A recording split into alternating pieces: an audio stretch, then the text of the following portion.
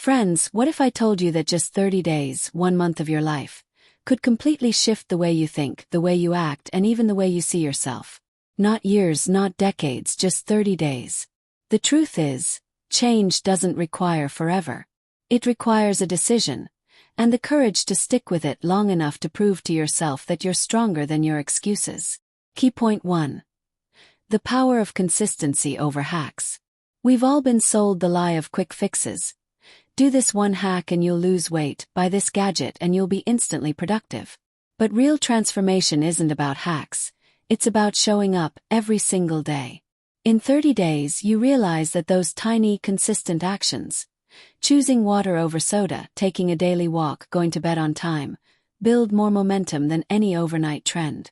Consistency may feel boring in the moment, but it's the foundation of real, lasting growth. Key point 2. Learning through experimentation. The beauty of a 30-day challenge is that it's not just about your body, it's about your mind. Every day you're forced to push against comfort, and that's where growth happens. The challenge becomes a mirror. You start to see what actually strengthens you and what holds you back. Whether it's cutting sugar, waking up early, or journaling before bed, you walk away knowing yourself better, sharper, more resilient. Life itself is an experiment, and for 30 days you get to run it with focus. Key point 3. Building sustainable habits for life. Finishing the 30 days isn't the victory. The real victory is what you carry into day 31, 32, and beyond. Because if you stop the moment it ends, you've only survived a month. But if you keep the habits that worked, if you turn them into your lifestyle, you've created lasting change. That's the power of the 30-day experiment. It isn't just about short-term discipline, it's about igniting habits that can reshape the rest of your life. Let's discuss in detail.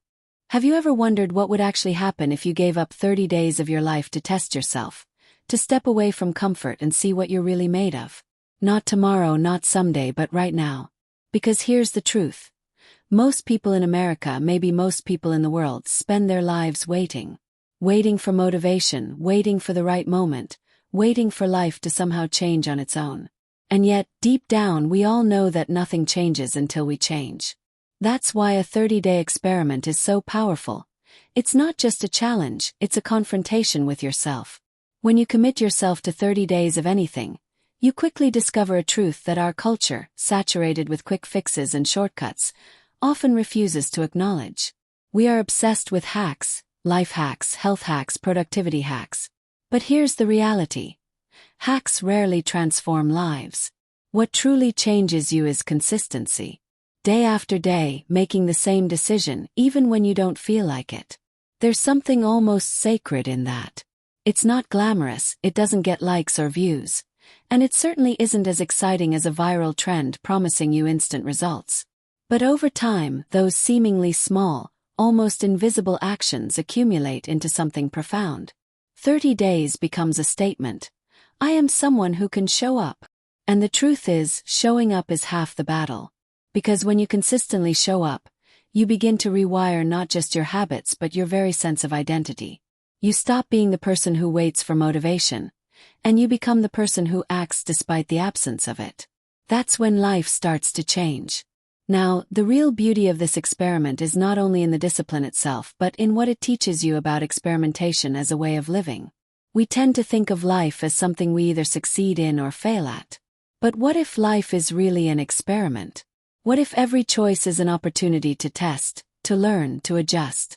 30 days strips away the illusion that you need perfect knowledge before you act. Instead, it proves that you can learn by doing. Maybe you try 30 days of early mornings. You'll learn how your mind responds to discipline. Maybe you try 30 days without sugar. You'll discover the grip that comfort has on your body. Maybe it's 30 days of journaling or exercise or silence. It almost doesn't matter what the experiment is, because the value lies not in the specifics, but in the process of testing yourself. Every day you wake up and continue, you learn something about your limits. And often you discover that those limits were never as fixed as you believed. Think of it this way. Life constantly presents us with the choice between the comfortable and the meaningful. The 30-day experiment forces you to choose meaning, at least temporarily, over comfort. And once you've done it long enough, you start to see yourself differently. You're no longer just surviving. You're actively shaping who you are. And that's a lesson most people never learn, because they don't put themselves to the test. They wait until they feel ready, and readiness never comes. But 30 days of experimentation gives you a lived experience of your own resilience. It reveals that you are capable of far more than the lazy, comfortable part of your mind ever wanted you to believe. But here's the real challenge. Anyone can endure something for 30 days. The true test is what you carry forward when the 30 days are over. And this is where the experiment becomes transformation. The end of the 30 days is not the end at all. It's a transition. You take stock of what worked, what didn't, and then you decide what becomes permanent. And this is crucial because habits are the architecture of your life. The habits you build today will write the story of your future, whether you recognize it or not. A man who commits to walking every morning for 30 days doesn't just prove he can walk. He proves he can build a life anchored in movement, in clarity, in discipline.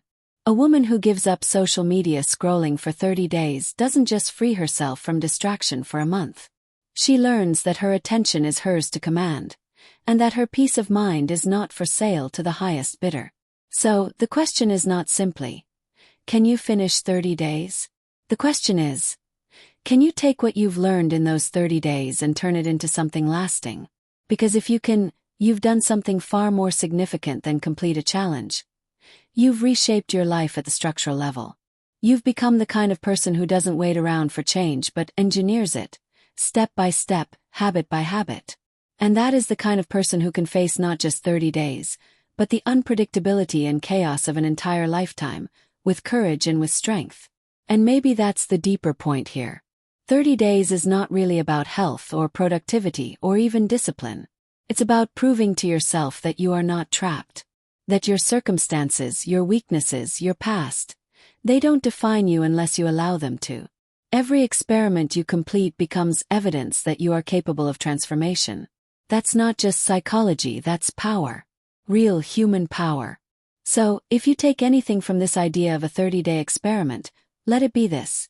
Don't underestimate the compounding force of consistency, don't be afraid to treat life as an experiment, and don't waste the lessons you've earned by failing to turn them into sustainable habits. Because 30 days can come and go like nothing, or it can become the spark that ignites a new way of living. And when you think about it, what's 30 days compared to the possibility of a new life? So here's the question. Are you willing to give 30 days to the person you could become? Because if you are, you won't just finish a challenge. You'll rewrite your future. 30 days isn't just time, it's opportunity. And what you do with it could change everything.